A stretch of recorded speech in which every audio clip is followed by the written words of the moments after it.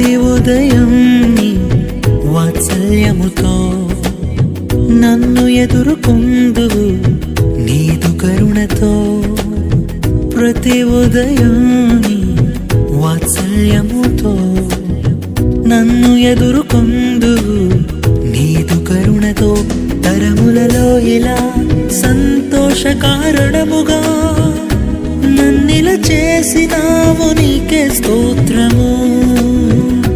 తరములలో ఇలా సంతోష కారణముగా నన్నిలా చేసినావు నీకే స్తోత్రము.